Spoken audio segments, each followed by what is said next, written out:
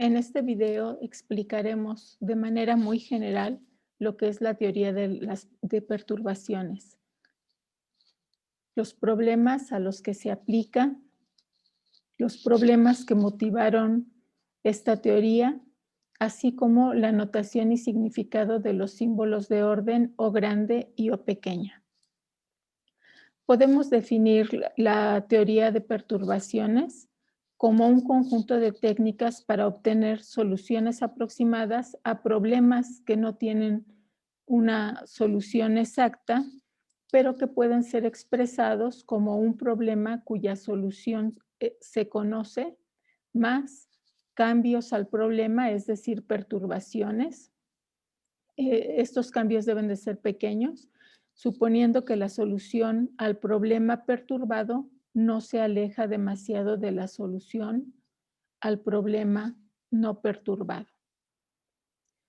Hay otros métodos para abordar este tipo de problemas. Esos métodos alternativos son el método WKB, que es un acrónimo para los nombres de Wenzel, Kramers, Brillouin, y también se incluye a veces a otro matemático, Jeffrey. Este método, el método WKB, se utiliza para resolver ecuaciones diferenciales ordinarias lineales, cuyos términos de mayor orden tienen por coeficiente un parámetro pequeño. El método WKB es un caso particular del método de escalas múltiples de la teoría de perturbaciones. También está el método variacional, que es la base teórica del método numérico de elementos finitos para resolver ecuaciones diferenciales parciales y otros métodos numéricos. Estableceremos las primeras ideas.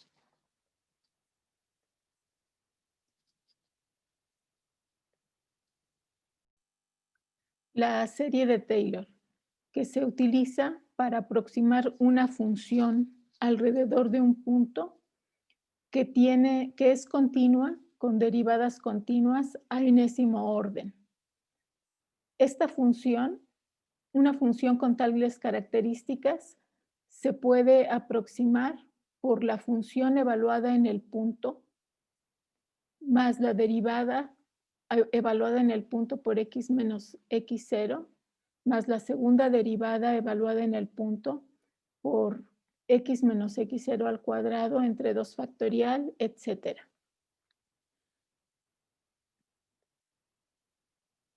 Pensemos en el siguiente ejemplo. Tenemos la función seno de x evaluada alrededor de x0 igual a 0.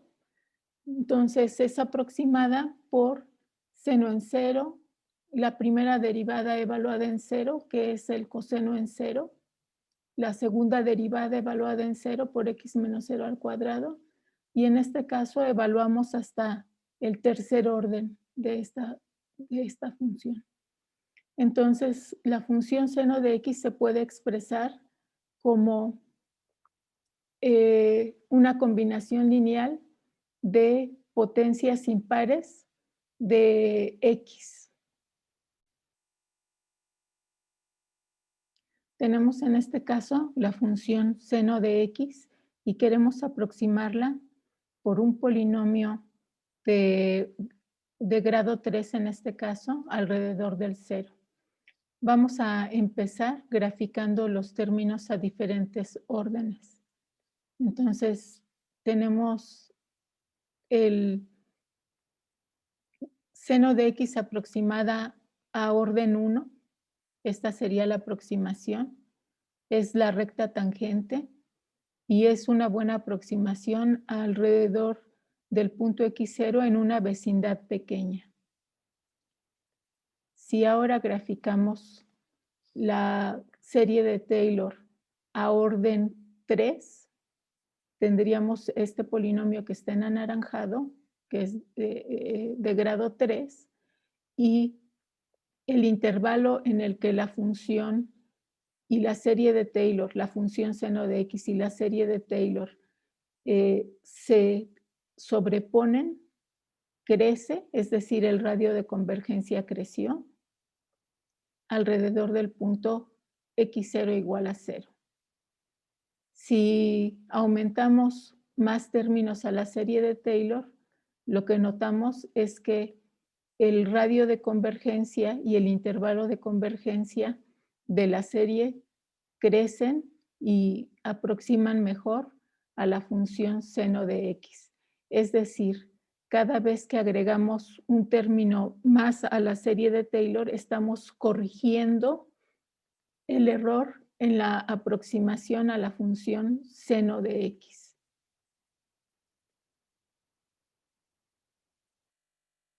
Si retomamos la idea de la serie de Taylor, pero para una función que dependa de un parámetro epsilon, en donde epsilon y el punto alrededor del cual se aproxima están en un intervalo pequeño, entonces la serie de Taylor se escribirá de esta forma y las potencias de epsilon menos epsilon 0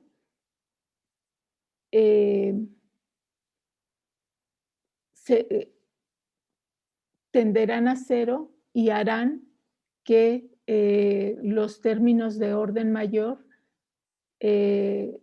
sean cada vez menos significativos.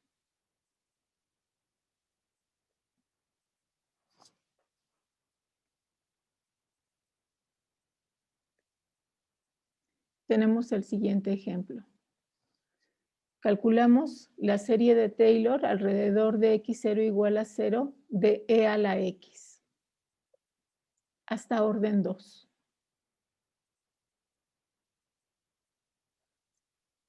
Simplificamos.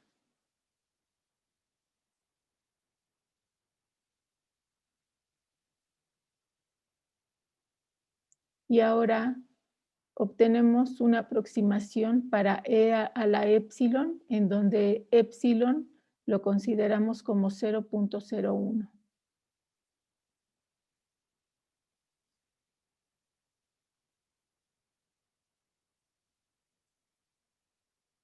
Comparamos usando una calculadora y entonces tenemos que e a la 0.01 tiene este valor y la serie de Taylor evaluada en epsilon igual a 0.01, en este caso, con la precisión de esta calculadora, tiene el mismo valor.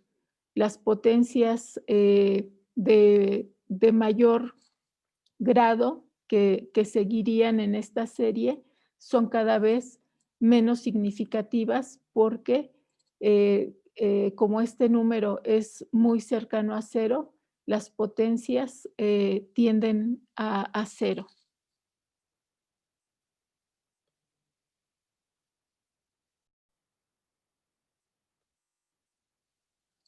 Un ejemplo más. Tenemos seno de e a la x, aproximamos por su serie de Taylor. Y esta serie la calculamos alrededor de x0 igual a 0. Entonces tenemos la función evaluada en 0, más la primera derivada evaluada en 0 por x menos 0, más la segunda derivada evaluada en 0,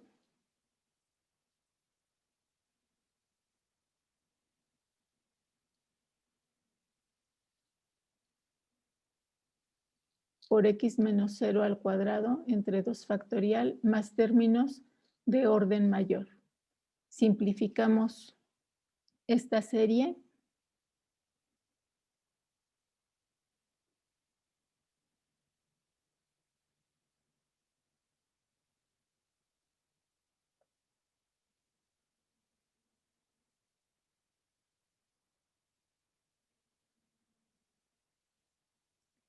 Y en este caso para si evaluamos en x igual a epsilon con epsilon igual a 0.01, verificamos en la calculadora la aproximación para la serie de Taylor.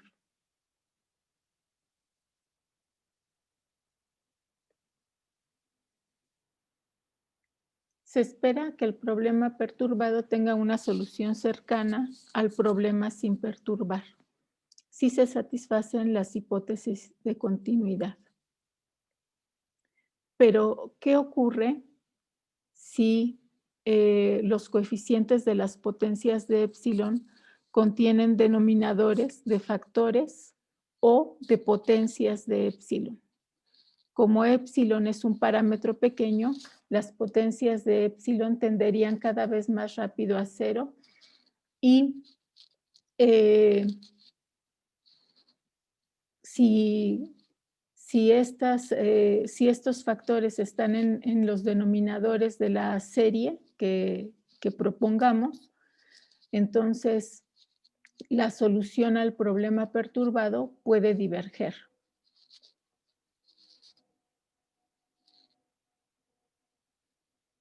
Podemos interpretar esto como una pequeña variación en las condiciones iniciales puede tener gran influencia, grandes cambios en el resultado final.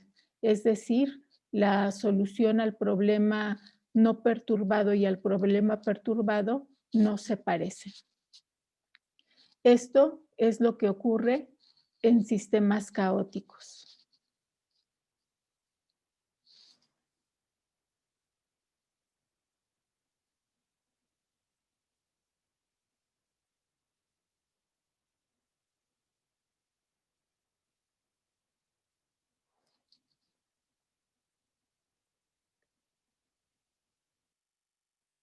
Tenemos aquí la gráfica del logaritmo de x y vamos a graficar también las aproximaciones en su serie de Taylor a diferentes órdenes alrededor de x0 igual a 0.01.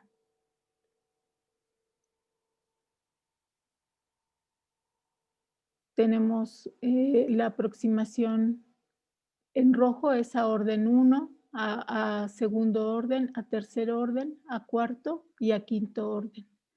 En este caso notamos que todas estas aproximaciones, sin importar que esté agregando cada vez más términos a la serie de Taylor, todas ellas divergen en un radio bastante pequeño, alrededor de 0.01. Esto es porque la serie de Taylor, alrededor del punto, converge en un intervalo que es simétrico. El punto en el que se está desarrollando la serie es el centro de ese intervalo de convergencia.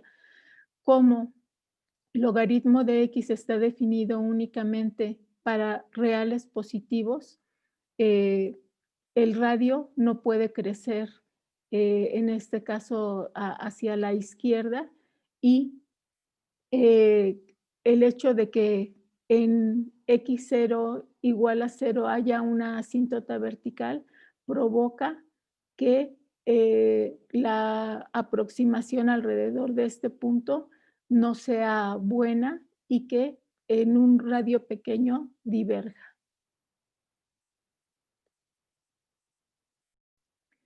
Para ecuaciones diferenciales ordinarias que se quieran resolver utilizando teoría de perturbaciones, propondremos soluciones de esta forma, en donde Y0 es la solución al problema no perturbado y los términos que tienen potencias de epsilon son las correcciones al problema. Y esta sería la solución al problema perturbado. Para sistemas de ecuaciones ordinarias, por ejemplo, sistemas hamiltonianos, podemos proponer la solución como la solución a un sistema que podemos resolver más una perturbación. Vamos a pensar que ese sistema que podemos resolver es un sistema lineal cuya solución la podemos expresar como una combinación lineal de dos soluciones, bueno, de soluciones fundamentales, cada una de ellas expresada como un escalar por un vector propio por la exponencial elevada al vector propio correspondiente al valor propio. Entonces, para el sistema perturbado, estaremos expresando la solución como perturbaciones también a los vectores propios y a los valores propios.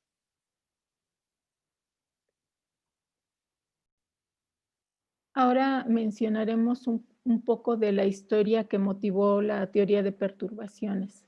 Empezaremos con Kepler, que estableció las leyes de movimiento de los planetas en órbitas alrededor del Sol.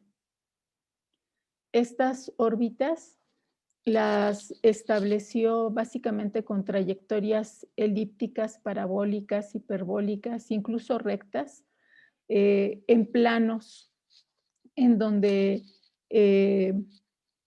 consideraba al Sol y a algún planeta.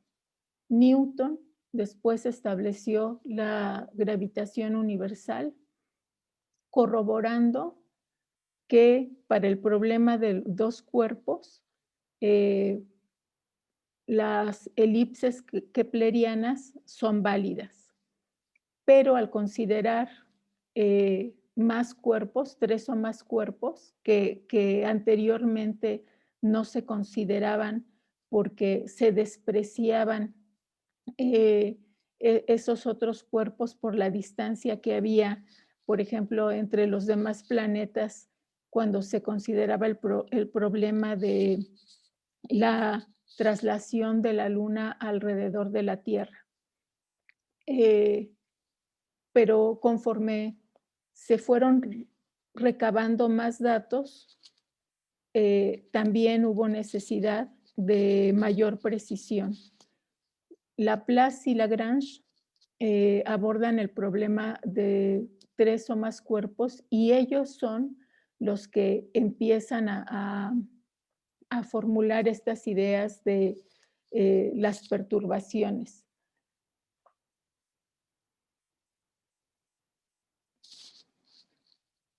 Después se observan desviaciones en la trayectoria de Urano y las posibles explicaciones que dan es que podría haber una concentración de materia o de energía, aunque no se logre establecer en qué parte del sistema solar.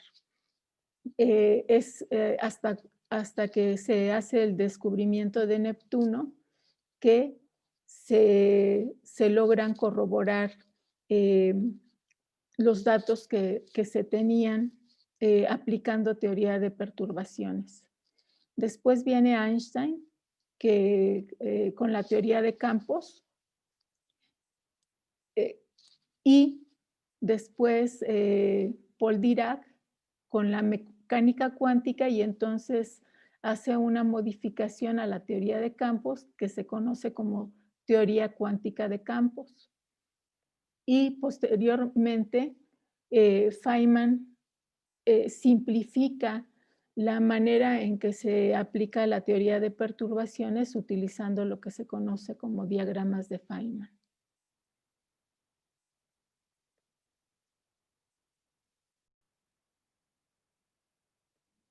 Finalmente, explicaremos los símbolos de orden O grande y O pequeña establecidos por Bachmann y Landau. Las definiciones son las siguientes. Una función f es del orden de otra función phi cuando epsilon tiende a epsilon 0. Si existen constantes k sub 0 y epsilon 1, donde epsilon 1 es independiente de epsilon.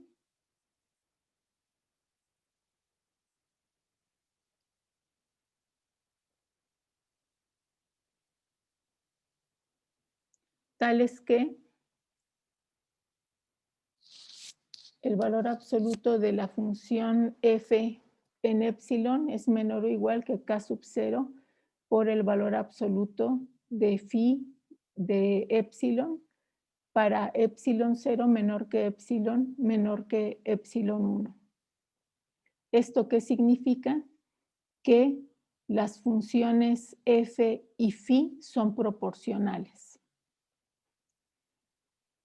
Ahora decimos que f es del orden o pequeña de phi cuando epsilon tiende a epsilon 0, si para cualquier valor delta positivo pequeño existe una epsilon 2 independiente de epsilon, tal que el valor absoluto de f en epsilon es menor o igual que delta por el valor absoluto de phi en epsilon, para epsilon en este intervalo.